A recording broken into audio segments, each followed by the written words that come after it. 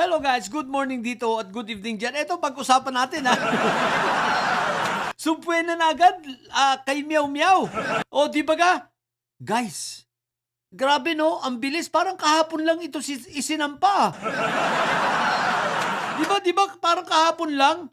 Tapos ngayon may sumpuena na si Meow Meow. At ayan, binibigyan siya ng 10 araw para sagutin ito. Naku po, Rudy. So, ano ang ibig kong sabihin nito, guys? Kasi, ang bilis talaga eh. As in, ang bilis. First time kong may nalaman na kahapon lang isinampa ang demanda, may sumpuena na agad ngayon. Grabe no, ang bilis talaga. As in, amazing. Sana ganito lahat ng korte natin, ano? At sana ganito lahat ng mga korte sa ating bansa para mabilis ang mga hearing. Pero ito guys. Ano ang implikasyon nito? Itong bilis na ito ng sumpuena laban dito kay Meow Meow. Ang isang implikasyon nito para itong nagpapakita na mukhang ang hearing na ito magiging mabilis din. Parang ang dating nito, palagay ko magiging speedy trial ito. At kung magkaganon, hindi ito aabuti ng taon, ay naku po, Meow Meow. Kung meron kang taob rito, kung medyo tagilid ka rito, ay naku po, hindi matatapos ang 2026 ay nasa selda ka na rin. Magkikita-kita na kayo ng mga katropa mo sa flood control. Yung katropa mo mga didilis, magkikita-kita kayo. Hindi matatapos ang 2026. Kasi kung ganito ito kabilis, guys, ibig sabihin, posibleng bumilis din ito, magkaroon ito ng speedy trial. Siyempre, pag speedy trial, guys, tumatagal lang yan ng mga 3 hanggang 5 buwan, ang alam ko, ha. Pag speedy trial, sa speedy trial, hindi pwede yung mga delaying tactics ng mga abogado. Tuloy-tuloy ito, hindi pwede yung magdi-delay sila at re-reschedule dahil kumbaga hindi pa, kunwari sa depensa, hindi, kulang pa kami sa presentation, kailangan naming iayos ang aming presentation. Walang ganon. Sa speedy trial, tuloy-tuloy yan. Pag in-schedule, schedule. Hindi imposible kasi isipin mo, isinampa kahapon, ngayon may sumpuena. Ang galing ng prosecutor ng Makati, guys. Bilib ako, ha. Grabe naman kayo, prosecutor ng Makati, tsaka Enrique Rason. Masyado nyo naman pinapakabay yung mga didilis. Ayan tuloy. Wala nang sumasaklolo kay Barsaga. Ayaw ng saklolohan si Meow Meow. Hoy, mga didilis, ano na? Ayaw nyo bang tulungan man lang si Meow Meow? Ayaw nyo ba man lang itong saklolohan? Kahit moral support man lang ba? Tapos sabihin ninyo ipagtanggol nyo si Meow Meow, tapos sabihin ninyo hindi, talaga namang yan si Rason ano yan? Yan ang promotor ng mga financier yan sa sa house. Ganun ba?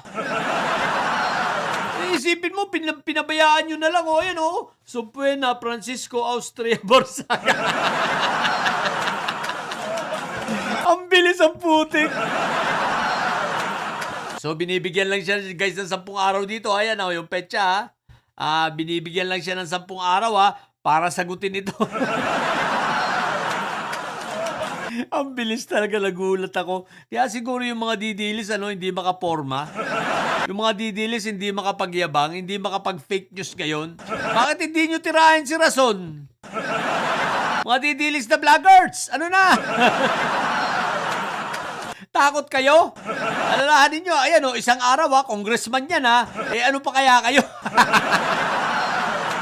Baka kayo, pag mag-fake news kayo dito kay Rason, baka nagsasampa pa lang ng demanda si Rason, may sumpuena na kayo.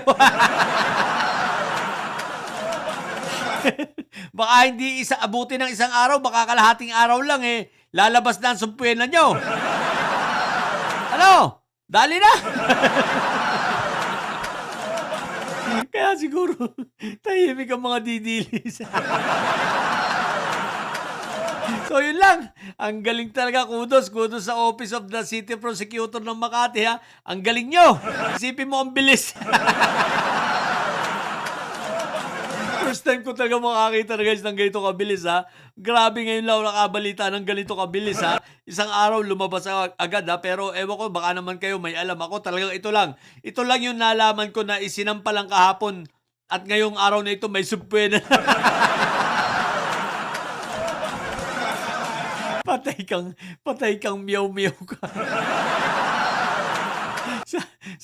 sabi ng ating puting kabayo habang nagkikwento kami, yan si meow-meow, panay lang ang meow-meow niyan. Kunwari, nagtatabang pero para na sinisilihan ng puwit niya. Para na raw sinisilihan ng puwit ni meow-meow. No? At hindi na yung mapakali, tapang-tapangan lang yan. Kasi nga naman, nung nagtapang-tapangan siya, aba. Ang mga didilis, di ba? Talaga namang panay ang ano sa kanya, panay ang puri. Superhero ang dating. Panay ang palakpak. Yun nga lang, ngayon, wala na. Ano na? So, tama. Ang sabi ng puting kabayo, no? Ito si Meow mo, panay na lang ang meow-meow niyan. Tsaka, ano lang yan, tapang-tapangan. Pero, umiiyak yan sa CR ng nag-iisa at nagsisisi. Sabi ni Meow-meow siguro, ano ba itong pinasok ko? Hirap kasi sa akin, makapagyabang lang eh. Yan, kasi Meow-meow makapagyabang ka lang kung ano-ano ng mga pinapasok mo tsaka pinaggagawa mong kwento't istorya. Imbento pa!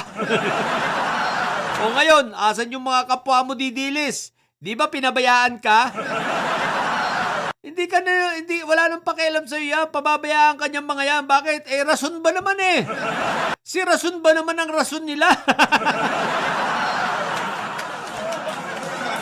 Kita mo, congressman ka, isang araw lang may sumpwena ka na. Ano pa kaya sila? Baka kalahating araw lang, baka isang oras pa lang may sumpwena na mga yan.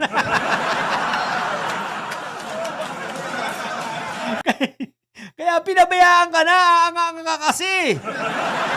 Yan katuloy, kayabangan mo, akala mo astig na astig ka. Gawa ka ng gawa ng kwento, ayan. Hindi mo alam, sinulsulang ka lang ng mga ito. Kumbaga, pinabinggo ka, akala gamit na gamit ka nila di ba? Ngayon, asan sila? Nasa likod mo ba? Wala. Solo mo yung harapin. Yung kaso mo kay Enrique Rason, solo mong harapin yan. Barsaga. Meow-meow ka kasi, may sayad ka rin eh. Ayan tuloy. Tinatawanan ka tuloy ng mga kasama mong congressman. Tinatawanan ka ng mga didilis. Sabi sa'yo, bahala ka daw. Si Inday Sayad, walang paramdam. Tsaka si binibinibak lang nga rin. Yung dating bilib na bilib sa'yo, parang tahimik ka. Anyari kaya? So yun lang muna sa mga bumong didilis dyan at may sayad ha. Ang tatay nyo ay karton. Manatili kayo may sayad sa batang may sayad ay laging high blood. Bye!